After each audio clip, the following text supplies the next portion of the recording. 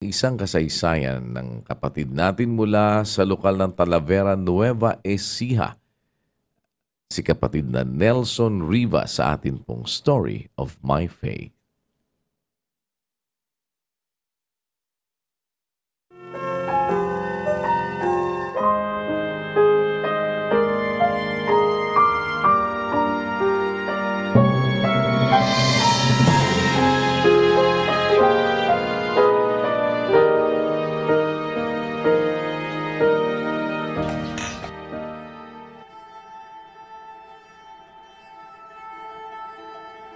Ano tinitingin-tingin niyo dyan?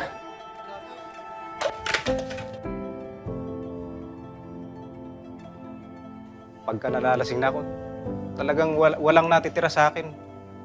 Ayaw nilang lumapit sa akin, takot sila. Dumarating pa nga sa pagkakataon na nasasaktan ko yung asawa ko. Inom ka ng inom. Wala na nga tayong pambiling ulam. Bakit wala? Wala nga! Buka na wala!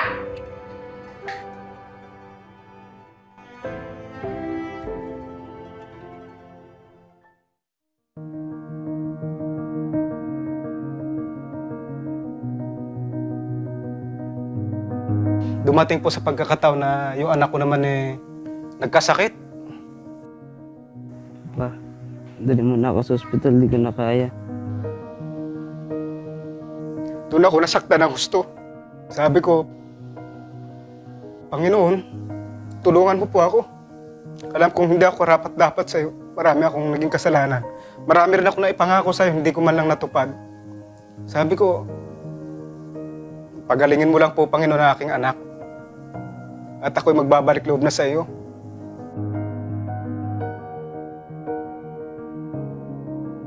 Hanggang sa may tumanggap sa amin na ospital, nagkaroon ako ng kaginhawaan sa kalooban ko. Sa awat tulong ng Panginoon, gumaling yung anak ko, nailabas ko ngayon. Nagkaroon ng pandemic. Hindi pwede lumabas ang mga tao. Wala akong ginawa kundi mag-cellphone lang. Nanonood ng YouTube. Napakinggan ko ngayon sa YouTube. Biglang na-stop doon sa programa ng ang dating daan. Adik sa alak. Kaya alam nyo, sa Biblia, ayaw ng Diyos na tayo iinom ng alak na nakakalasing. Bawal po yan. Napakahirap. Nung napakinggan ko yung mga salita na yun, biglang may kirot na naramdaman yung puso ko pa. Unti-unti, naglaylo ako sa inom. Nalilibang yung sarili ko sa pakikinig ng salita ng Diyos na pinapangaral ng Brother Eli. Talagang sinave ko na sa cellphone ko. Pagka wala akong load, yun ang pinakikinggan ko. Wala na iba akong pinakikinggan. Hanggang sa pinagpatuloy ko yung pakikinig ng salita ng Diyos. Tapos nung panahong pwede nang lumabas,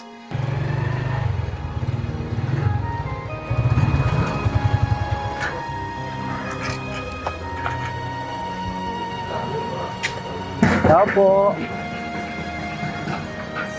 Magandang araw po. Magandang araw din po. Nanonood po kasi ako kay Brad Eli sa YouTube. Gusto ko po sanang magpabautismo. Ay, kailangan nyo po munang makinig ng mga doktrina. Ang maganda po, pumasok po muna kayo sa loob para po maipaliwanag namin ng maayos. Sige. Sige, tuloy po kayo. sinamahan ako sa loob ng lokal. Pagpasok ko sa loob ng lokal, hindi ko naramdaman yung sarili ko, para ako nakalutang. Meron po kami ngayon ginagawang pagdodoktrina sa YouTube. Pero bibigyan po namin kayo ng link para po kayo makapakinig ng mga aral ng Diyos. Maraming salamat po.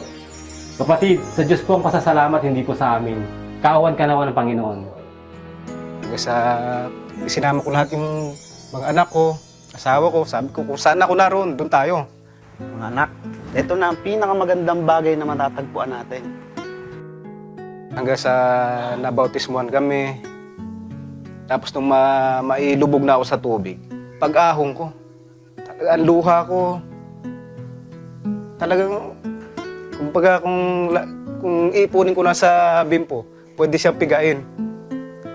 Sa sobrang, siguro, dala ng marami akong naging kasalanan.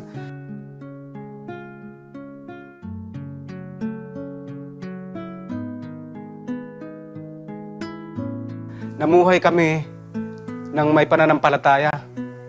Ngayon nakita ngayon nung mga pamilya namin, mga kapitbahay namin. Ang pag-ibig sa Diyos ay napapatunayan sa pag-ibig sa kapwa.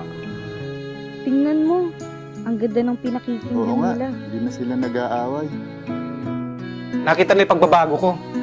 Sa dating masamang gawa ko, nagtaka sila bakit di na ako umiinom, di na ako naninigarilyo. Bayang. Ay, sana kita sa darating na kayo. Sige, pag kami pagkakataon. Kinausap ko lahat yung mga kapitbahay namin. Huwag kayong matakot. Imbitahan ko lang sana kayong umaten sa darating namin doktrina. Hindi po, Kuya Nelson, makakarating po kami. Sige, salamat. Minsan kako, pagbigyan naman kako natin ng Panginoon Diyos, sabi ko. Mahabang panahon na kako tayong gumawa ng para sa sarili natin, sabi ko. Siguro ito na ang tamang pagkakataon para tayo naman ay maglingkod sa Kanya. Nahikayat ko ngayon yung aming pamilya. Lahat. Sa loob na isang buwan, naaya ko yung 11 kaluluwa. Kaya napakalaking biyaya ng ginawa ng Diyos sa buhay namin.